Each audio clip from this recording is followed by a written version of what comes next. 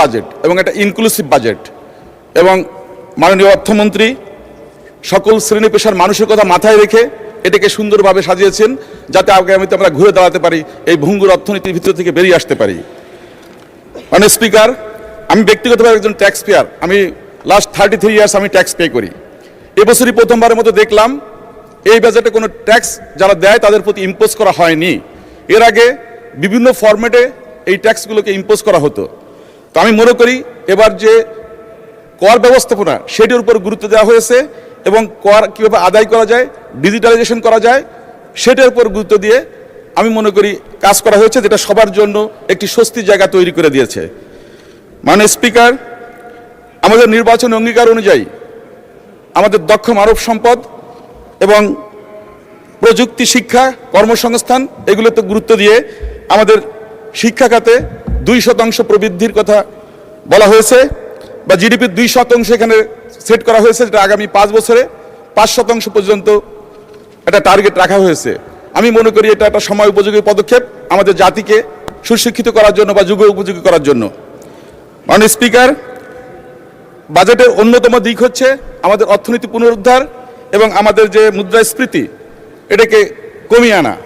তো আমি মনে করি এই ক্ষেত্রেও অত্যন্ত গুরুত্ব দেওয়া হয়েছে এই বাজেটে। আমি জলবায়ু পরিবর্তন মন্ত্রণালয়ে কাজ করি। এবছরই প্রথমবারের মতো প্রায় 25% বৃদ্ধি করা হয়েছে জলবায়ু অভিঘাত মোকাবেলা করার জন্য।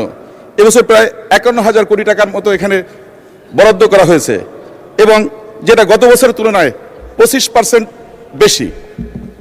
তো আমি মনে করি আমাদের প্রত্যেক বছর প্রায় 50 লক্ষ মানুষ বাস্তুহারা হচ্ছে বন্যা, ঘূর্ণিঝড় বা নদী ভাঙ্গন এইসব কারণে।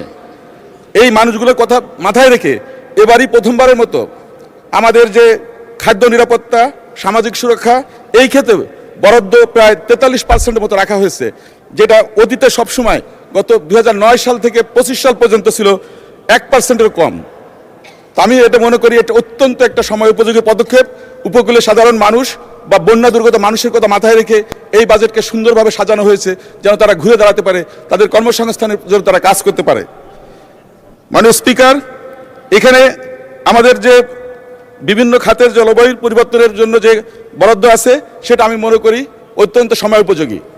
আমি একটি কথা বলতে চাই, গতকাল আমাদের সংসদের বিরোধী দলের নেতা, মাননীয় বিরোধী দলের নেতা একটা কথা বলেছেন, ফাউন্ডেশনের উপরে একটা দেশ, একটা রাষ্ট্র চলে, মর্নিং শোজ দ্য ডে। আমি বলতে চাই, আমি এই মাসের প্রথম সপ্তাহে আমার মন্ত্রণালয়ের পক্ষ থেকে আমি উজবেকিস্তান এবং জার্মানি ভিজিট করেছিলাম। এখানে আমি দেখতে পেলাম একটা জিনিস, যে সবাই একটা জিনিস অ্যাপ্রিসিয়েট করছে, এই সরকার যে পদক্ষেপগুলো নিয়েছে মর্নিং শোজ দ্য ডে সেটা কিন্তু তারা উপলব্ধি করছে। যেমন আমাদের বৃক্ষরোপণ কর্মসূচি, সেখানে বৃক্ষরোপণের ভিতর আমাদের ম্যানগ্রোভ জাতির গাছ বেশি লাগানো হবে, কারণ আমরা ওখানে কার্বন বেশি স্টোর করতে পারবো। তারপর আমাদের 20,000 কিলোমিটার খাল খনন কর্মসূচি, আমাদের 10,000 মেগাওয়াট রিনিউয়েবল এনার্জি নিয়ে কর্মসূচি, আমাদের ইলেকট্রিক বাসকে সংযুক্ত করা এবং ইলেকট্রিক বাস বা এই যে মানে রিচার্জিং এটাকে 39% বা 40% থেকে 0-তে নামিয়ে আনা হয়েছে এটাকে প্রমোট করার জন্য। তো এই জিনিসগুলো সবাই ভূয়সী প্রশংসা করেছে, এবং এবছর আমাদেরকে $26 মিলিয়ন প্লাস গ্র্যান্ট দেওয়া হয়েছে, যেটা সাহায্য নয়, এটা হচ্ছে ক্ষতিপূরণ দেওয়া হয়েছে আমাদেরকে।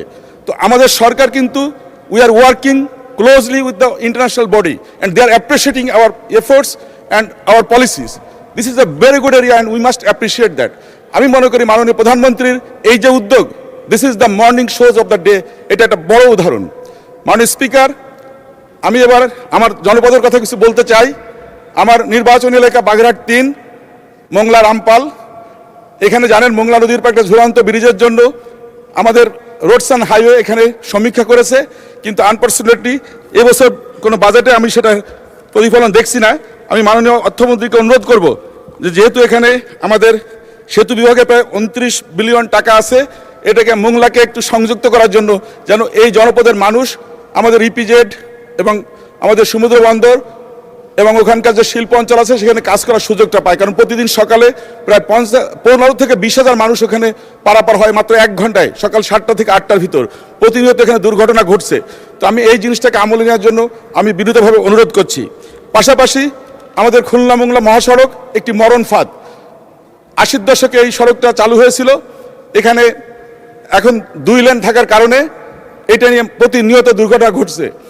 মাঝে একটা পরিবারের 14 জন মানুষ মারা গেছে একটা দুর্ঘটনায়। তো আমি অনুরোধ করব আমাদের মোংলা বন্দর, আমাদের সুন্দরবন, আমাদের ইপিজেড, এই জনপদ এবং আমাদের যে ইকো ট্যুরিজম, এটাকে প্রমোট করার জন্য এই রাস্তাটার উপর একটু গুরুত্ব দেওয়ার জন্য, যেন এই বাজেটে আমরা এই যে বরাদ্দ আছে আমাদের প্রায় 38,000 কোটি টাকার মতো, এখানে যেন এই খুলনা মোংলা মহাসড়ককে অন্তর্ভুক্ত করা হয়, আমি তার জন্য বিনীত অনুরোধ করছি।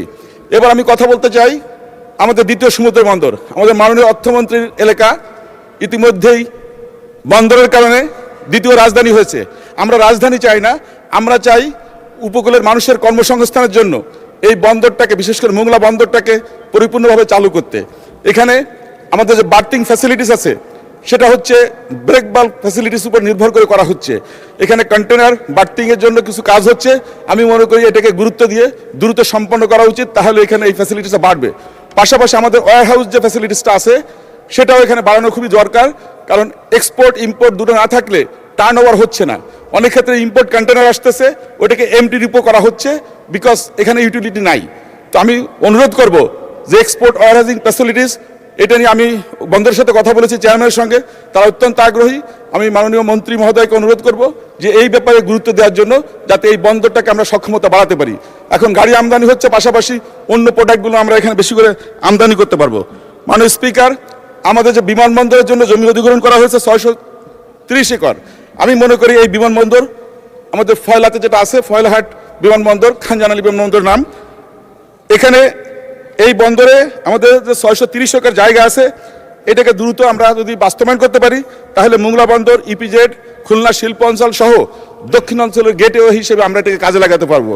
তো আমি এই প্রস্তাবগুলো রাখবো আমাদের ওই জনপদের স্বার্থে, উপকূলের মানুষের স্বার্থে, বিকল্প কর্মসংস্থানের স্বার্থে এই বন্দরটাকে দ্রুত চালু করার জন্য। মাননীয় স্পিকার, আপনাকে ধন্যবাদ আমার কথা বলার সুযোগ করে দিন।